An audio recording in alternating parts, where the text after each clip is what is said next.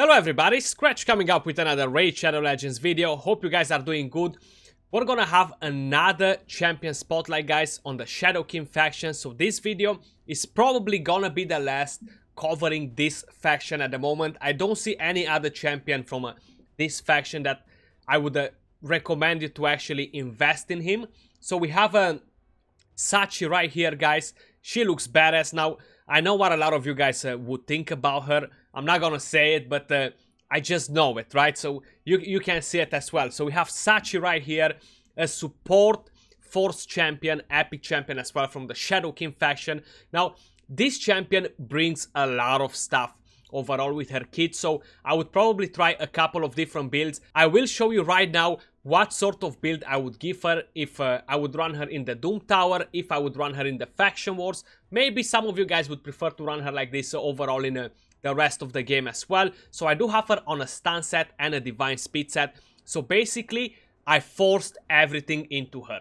Full crit rate, crit damage, attack, accuracy, everything that she needs. Speed as well. So let's have a quick look first at the skills, for whoever is not familiar what she's doing. We have Sickle Sweep, her A1 attacks all enemies, has a 50% chance fully booked of placing a 50% decrease accuracy debuff for 2 turns. Now that right there for the Doom Tower, for example, is a pretty strong debuff. For Arena is a pretty strong debuff if by any chance you manage to jump in front and use it. Now, it's not gonna happen too often in Arena, I'm not gonna lie to you.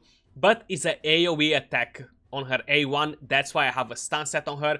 That could make her pretty decent for the Spider as well. You could tank her up a lot and make her a tank for the Spider 20, for example. Then we need 4 books in there. We have her A2, Heart Pierce. We have her on 2-turn cooldown, fully booked. We need 6 books in here, so that brings us up to a total of 10 books. Attacks 1 enemy, has a 100% chance of placing a 30% decreased crit rate debuff and a leech debuff for 2 turns. So we're getting leech from here and decreased crit rate, can be pretty decent on a 2-turn cooldown as well. That leech is a very powerful debuff, we already know it. Then we have Shadow Ambush on 3-turn cooldown, fully booked. Now this is a very strong skill right here. Places a 50% increased attack buff on all allies for 2 turns. Then attacks 1 enemy, fills the turn meter of all allies by 20% if this attack is critical. So all that being said, guys, you've seen we forced accuracy, crit rate, crit damage. You'll understand in a second why we forced crit damage on her as well. She is doing a lot, so it's pretty hard to make the perfect build for her. You do want to kind of pick one or another what sort of build you want to give her, but I try to force them all in one here because, how I said, would be either for Faction Wars, either for Doom Tower if will be to use her. So 5 more books in here, that takes us up to a total of 15 books. So far seems like the epics, they need around 15 books. We have her passive False Death, revives a random ally with 30% HP whenever this champion kills an enemy. Has a 50% chance of placing a fear debuff on all enemies for 1 turn whenever an ally is revived. So she has strong CC as well. Revive, booster meter, increase attack, kill to revive, decrease accuracy, AoE A1, leech, decrease crit rate. She's doing tons and tons and tons. So I would definitely suggest you to 6-star this champion right here. Not only she looks badass, like wiggle, wiggle, wiggle, but she's just doing a lot of stuff, guys. So let's have a quick look at the base stats on her. We have 14,865 HP, 1,222 attack, 1,090 defense, 102 speed, basic crit rate, basic crit damage, basic resistance, and basic accuracy of 0. How I said, we have her build on a stun set, we have her build on a divine speed set. Total stats on her, we have 31,000 HP, 3,200 attack, 2,000 defense, 251 speed, 101 crit rate, 225 crit damage, 144 resistance, 226 accuracy. Now, the only thing I would up on her would be attack and accuracy. If I would have better accessories like the ones I have right here and glyphs, she would be in a sweet spot the way she is for every sort of content I would need in the game from her. How I said, I wouldn't really use her for Arena. Even though her skill boosts turn meter and increase attack, it can pair amazing with Alessandra. We're gonna try her like that. But I'm just saying, personally, I wouldn't use her in arena, but you can definitely use her. So her base attack is pretty low, so it's gonna be pretty hard for you to give her a ton of attack. But how you guys can see, she is not insane when we're talking about that part. So let's have a quick look at masteries. We have offense and support tree. We went with damage and a bit of accuracy. Now, the part with the damage is just because we do want to kill somebody in order to revive, especially for the PvE content. So we have tier 6 Helm Smasher to give us a bit of extra damage. Of course, we could get Eagle Eye as tier 6. That would be amazing as well. We could go support and defense if we're running the stun set and get Fearsome Presence as tier 6 as well. There are a lot of ways on building this champion, honestly. You just gotta decide. You want her to boost the turn meter and increase attack. You want her to revive and boost the turn meter and increase attack. You want her as CC for the A1. So many different options you have with this champion. So depending on that, that's when you're gonna be able to decide, like, yes, I'm gonna give her this masteries because that's the build I decided to do on her. So these are the masteries we have right here on her with the current build. I'm gonna do a different build, more towards arena, turn meter boost sort of a situation. So there she is, fully booked, of course. Let's take her in for a spin first in a Doom Tower level, for example. I'm not even sure, like, where should we go? Should we go here? Yeah, seems like we can go here. So I'm actually gonna take Aitos out of here. And we're gonna bring somebody else in, like somebody that has gear, but I'm trying to think who else. We can get a Kale. Oh no, let's go and let's get another support in here. A healer, because we have no heal in there, just in case if we need it. Okay, so we will be getting attack up from her from here. We landed that stun as well on her.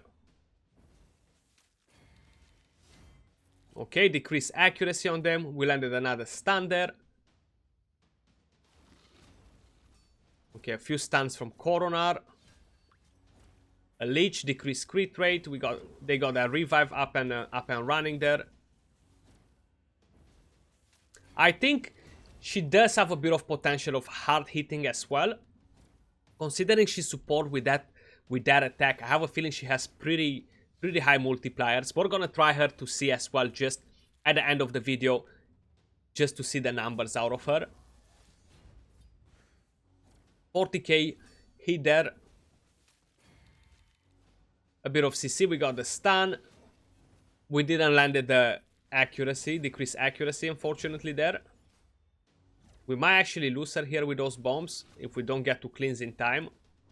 Which probably is just not gonna happen by the looks of it, so she's gonna die here, I think. Oh, at the limit, unbelievable. What a clutch. And then she stuns them as well. Beautiful, beautiful. And we don't even have Fearsome Presence on the masteries. We got a Leech. Leech is huge on bosses, for example. He's huge on bosses. Now, I think she'll be pretty badass for faction. She will be good for dungeons as well. Definitely, I can see her great for the dragon. How I said, for the spider, you could find a way to run her. So we're gonna give her a go in a dragon team as well. Right, Sachi on the Doom Tower. We just picked a random floor here. That was hard mode as well. Now, of course, we did have Coronar as well to help us a bit. But let's go. Coronar can do the same thing, for example, that Upsiler would do. Both CCs, AoE's attack, they'll both be doing a good job in there. So don't get deceived by the idea of a Void Legendary Champion, right? So let's take her in for a spin. Here we're gonna remove those champions. Let's bring in a Kale, for example. My boy Kale. Balor, I think I just removed some gear from him, so would be a bit unfair to throw him in the team without the gear. What else should we bring in? Something that has gear. Seems like quite a few of them are actually lacking gear around. Because I'm keep moving gear up and down. Frozen Banshee, I'm not even sure if she's fully built. No, she's not. She's missing gear as well. Typical. Include Vault. We're gonna be able to pick somebody from here, right? No miscreated monster, we don't want him in there. So we're gonna bring in a couple of other DPSers. I can bring in Tyrell just to run me that defense down. And whatever. Honestly, whatever. Let's bring another damage dealer. Another starter. Mini, Mo. There we go. She's the one that I started with the game, so we're gonna run that one. Let's give them a go in here. So we got that attack up. Awesome. Wrecking the waves. Beautiful. And boosting that thermometer because of a crit hit. That's why we want to have a full crit rate on her. Okay, 20% thermometer boost. Attack up again. And just in time to wreck the waves again. Those stuns, they landed beautiful there. A bit of a heal from a Reliquary Tender there to help us keep all our team online when we're talking about HP. Okay, now we won't have enough accuracy here. That's my only concern, honestly. We got that Leech, decreased crit rate on the dragon. That Leech is gonna be huge to help our team to stay alive. Especially that I will be getting resisted probably non-stop.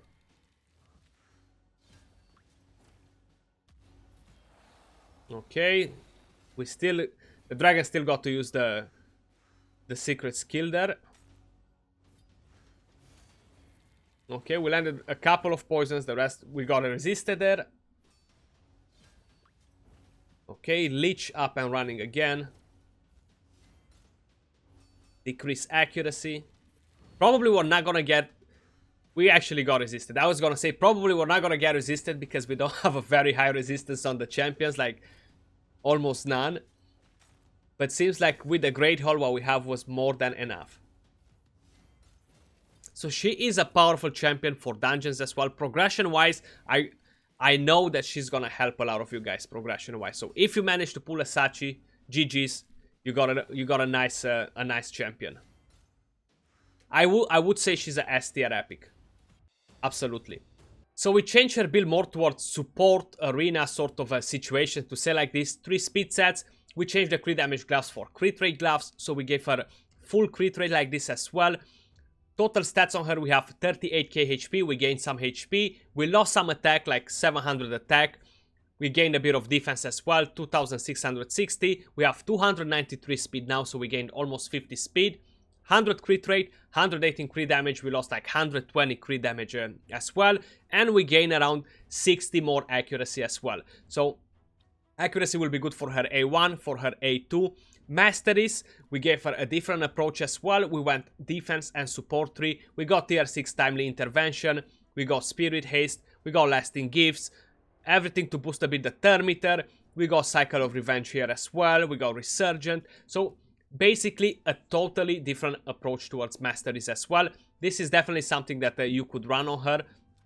How I said, this champion has a lot of different optimal builds. So let's go and attack this team right here. We're not even going to use a Madame series. We're going to go with this team like that.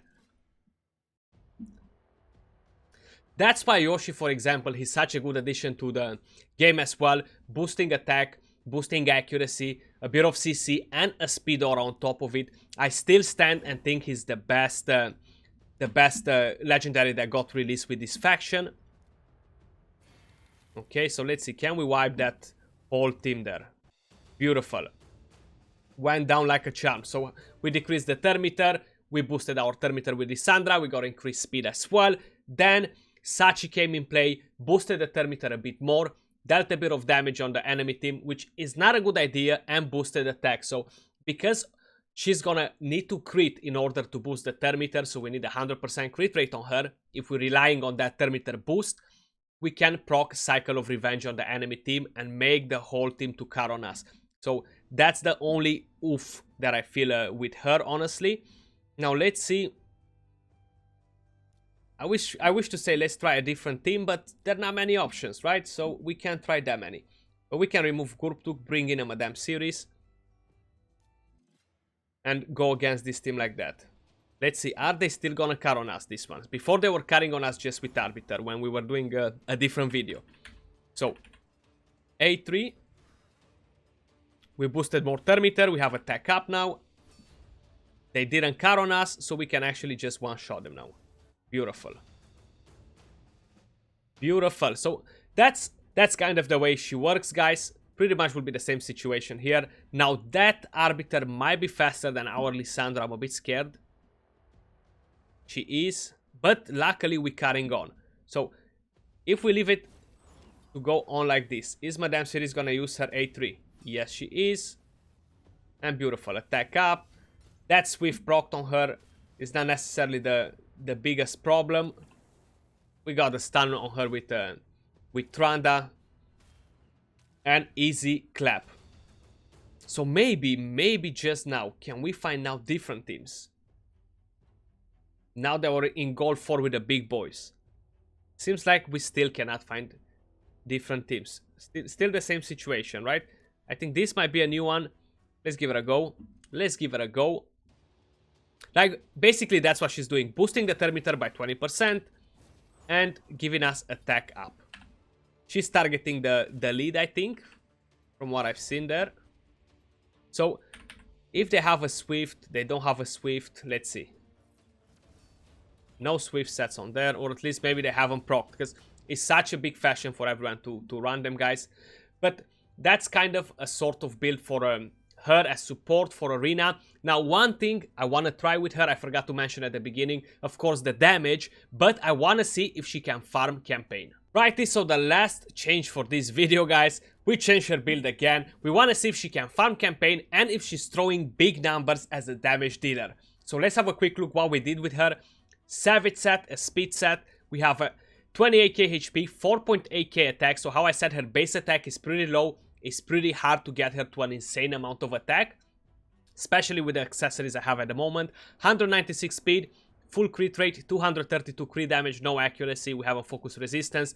Changed the masteries as well, tier 6 Helm Smasher. We kind of went on the route for a farmer, to say like this. We don't want her to get the decreased cooldown on her skills. We want her to use the A1 more often. Now, she is weak affinity for the campaign, but I just want to see if she prioritizes the right skills. How hard can she hit with the A1? Can she wipe the whole enemy team in campaign there? So let's give her a spin quick in there, and then we're gonna check her again in the dragon to see the numbers she's throwing off. So where we have more magic here, seems like, right?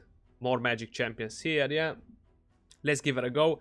With fodders, without fodders, either way doesn't really matter. I should be having loads of fodders actually. Somewhere at the end of the world here. We're gonna see the light at the end of the tunnel. Let's take them in for a spin. And see what she's prioritizing. So she's prioritizing the A3, okay. Boost that thermometer is actually making the food to jump in front and get a turn. So that's a bad idea. We definitely don't want that.